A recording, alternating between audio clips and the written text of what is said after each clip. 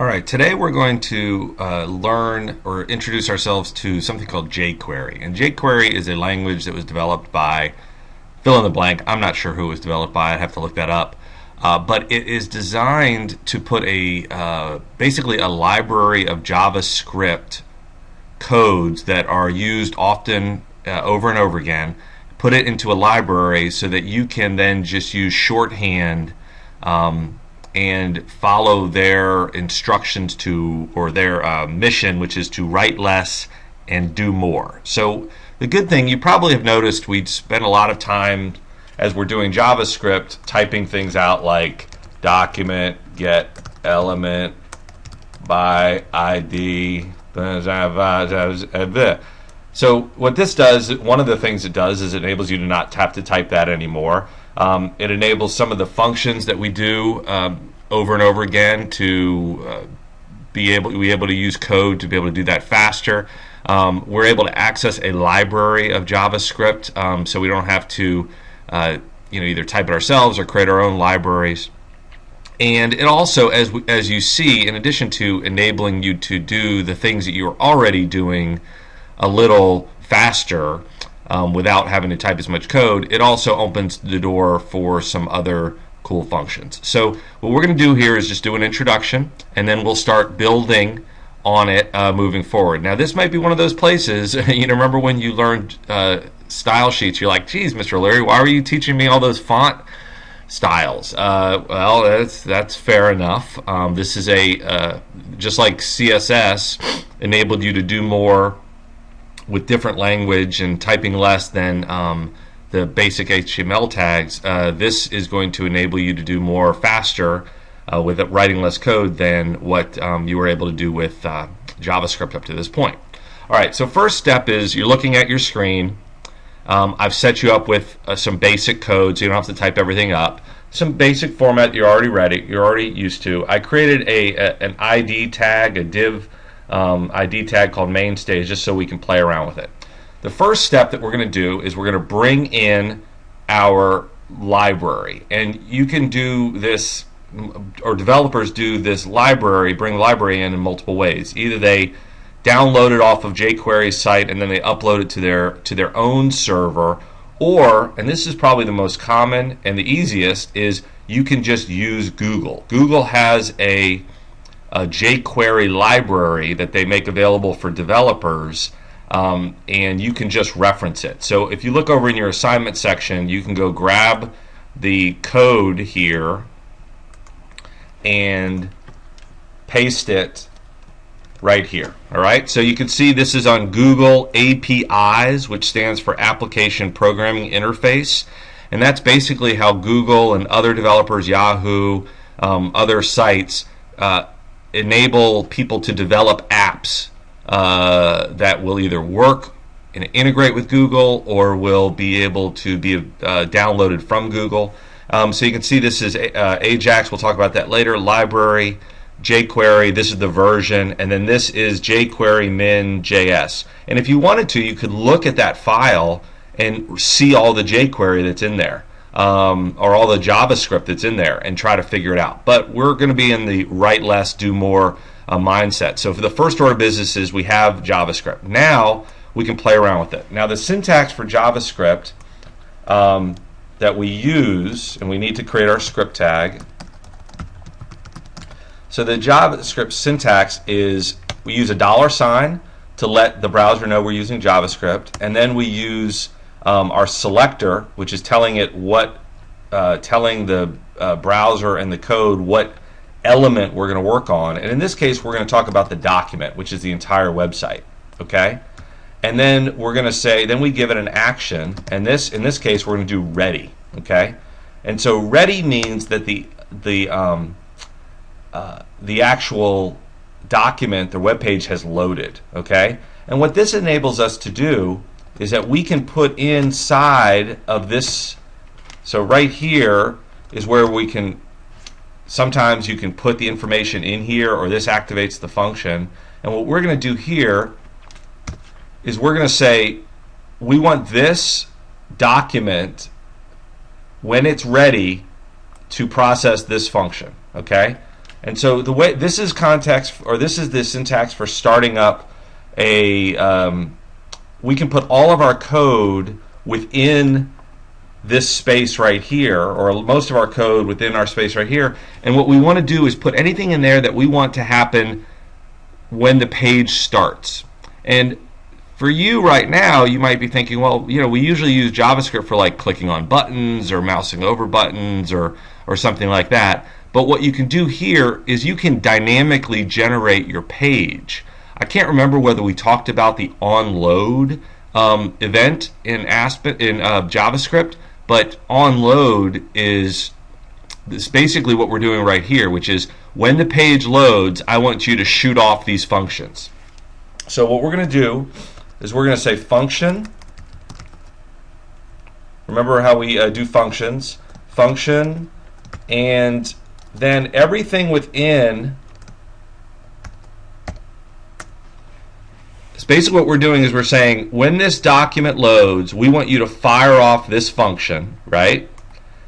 And then we put inside that function the things that we want it to do, the things we want the page to do. All right, so that's all we're doing right now. You're going to use this language, or this Java Jquery function. You're going to use this over and over again, and then we're going to put whatever it is that we want to run when the page starts right here in the middle of it. And we'll see that here in a second. But let's just save work and show web page. All right, so nothing has happened because we haven't put anything in it. But let's just say that we wanted to do an alert.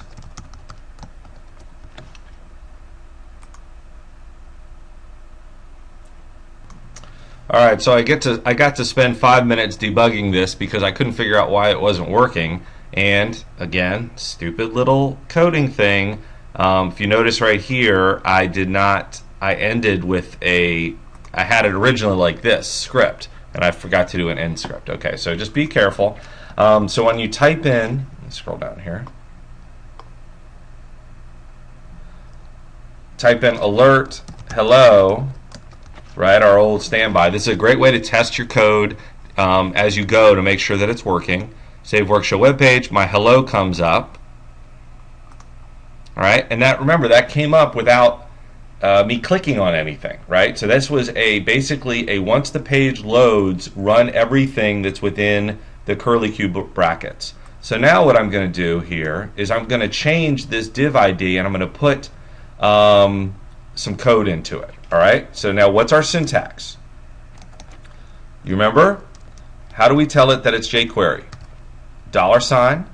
Then we tell what element we are working with. All right, and the way we do that is quotes. Okay, and then inside the quotes we say, just like with CSS, we say this is a ID, so we say $ main stage, and then we give it an action. And in this case, we're going to give it the action HTML. So this is like what we did with inner HTML. Remember, we'd say inner HTML equals something and we put it in. In this case, we do HTML and then we put in parentheses like that, and then we put whatever we want to go into, whatever the HTML is that we want to put in there, we put inside the parentheses. So in this case, I'm going to say, hello, you just started Jquery. All right, so let's just review. $ is our kind of indicator. The parentheses is what element or ID or class that we're looking for to change. And then we say .html. And then rather than saying, like with JavaScript where we say inner HTML equals, we put the HTML inside of the parentheses. Okay? Let's see if that works. All right, so you see it just creates it. What's cool about that is that we didn't put any, if you look down here at our HTML, all we have is the ID. All we have is the div tag. So we can actually use JavaScript to create our page on the fly. All right? And we're gonna talk about other things like how to use CSS. We can change this. I'll just do this really briefly. You can do background color blue.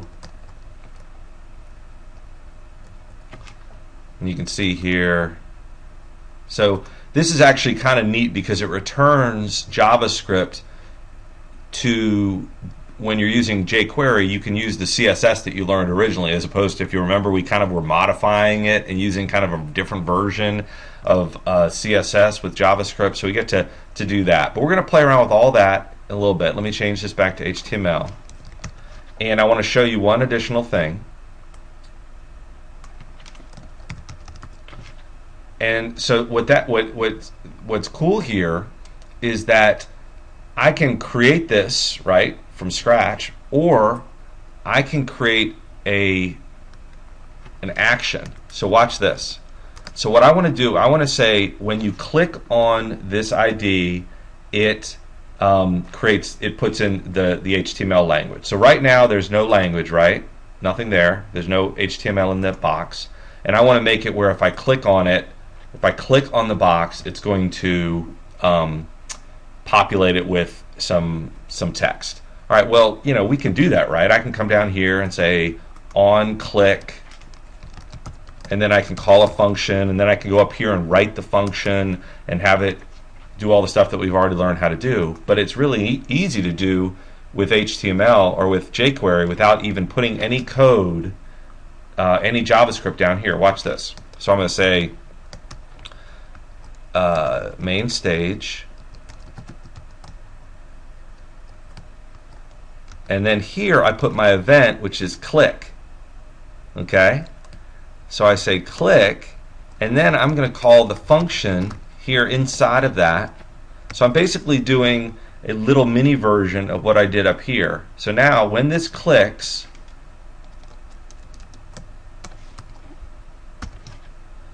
when I click on this, I run this function, and then I do again.